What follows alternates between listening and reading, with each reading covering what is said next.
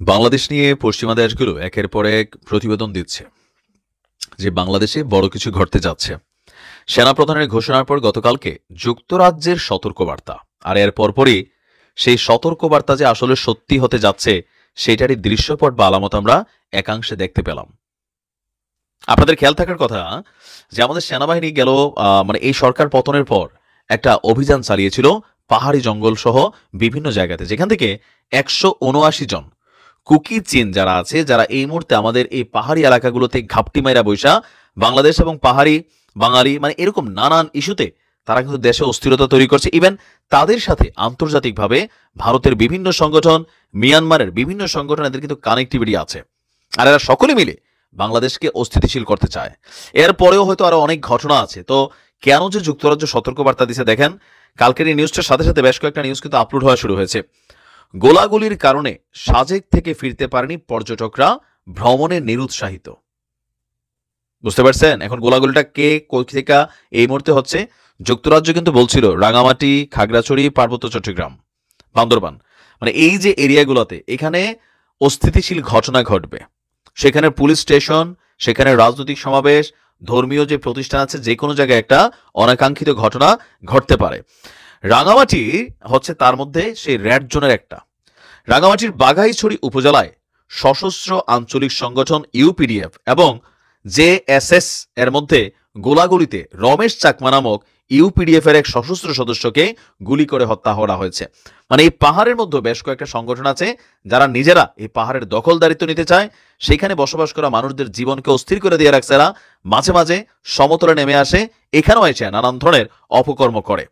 রাঙামাটির বাঘাইছড়ি উপজেলার নির্বাহী কর্মকর্তা বলছেন যে বিষয়টা তিনি নিশ্চিত করে বলছেন যে জেলা প্রশাসনের তরফ থেকে নিরাপত্তাজনিত কারণে সাজেক ভ্রমণে নিরুৎসাহিত করা হয়েছে এবং গোলাগুলির কারণে গতকালকে বিকেলে কোনো পর্যটকবাহী গাড়ি খাগড়াছড়ি ফিরতে পারেনি।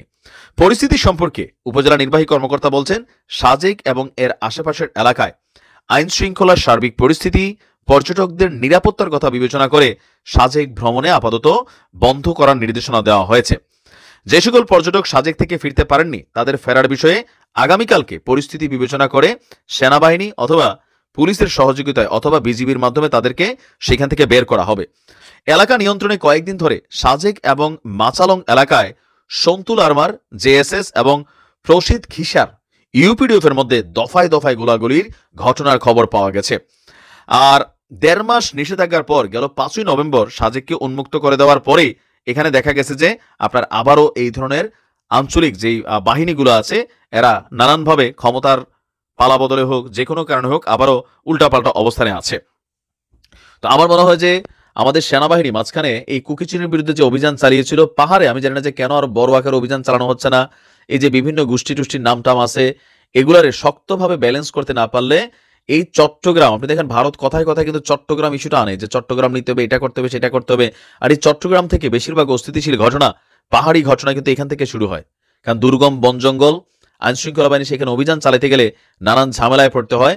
আর আওয়ামী লীগ সরকারের সময় আমরা বিভিন্ন সময় শুনতাম পাহাড়ে বিভিন্ন ধরনের সন্ত্রাসীদের আস্তানা পাওয়া যাচ্ছে, তখন এটা নিয়ে অনেকে হাসি ঠাট্টা ট্রল করতেন, শেখ হাসিনার সমালোচনা করতেন, সেনাবাহিনীও সমালোচনা করতেন। কিন্তু এখন এই যে ঘটনা হচ্ছে, এখন যে গ্রেপ্তার করতেছে, এখন মনে হচ্ছে সব সত্য, তাই না? ঘটনা কিন্তু আসলেই সত্য ছিল, অনেক আগ থেকে চলছিল, কিন্তু বিষয়টাকে কেউ আন্ডার এস্টিমেট করছে, আবার কেউ সিরিয়াস নিছে। সেনাবাহিনী র্যাব বিভিন্ন সময় অভিযান চালাচ্ছে, তার মানে অভিযানগুলো এখন সত্য। যে পাহাড়ের বিভিন্ন ইয়া দেখা আমরা ভাবতাম যে ওই র্যাব মনে হয় এটা একটা নাটক করতেছে, এগুলো নিয়ে সোশ্যাল মিডিয়াতে আলোচনা হয় নাই। এখন তো বোঝা যাচ্ছে পশ্চিমা রাজ্যগুলো সতর্কবার্তা পাঠাচ্ছে, মানে কি ঘটনা কিছু একটা ঘটবে। তো সেনাবাহিনীর উচিত, বিজিবির উচিত যৌথভাবে পুলিশ, র্যাব ট্যাব যা আছে নিয়া হেলিকপ্টারের প্রয়োজনে আরো 50টা 100টা লাগাইয়া পাহাড়ে একটা বড় ধরনের অভিযান পরিচালনা করা, এদের যে আস্তানা টাস্তানা আছে সবকিছু গুড়াই দিতে হবে। দিন শেষে বাংলাদেশ সকলের, বাংলাদেশকে অস্থিতিশীল করার জন্য দেশি বিদেশি সকল ষড়যন্ত্রকে নস্যাৎ করতে হবে। আর আন্তর্জাতিক যে ডাটাগুলো আসতেছে এগুলোকেও ফোকাসে রাখা উচিত। ভালো থাকুন।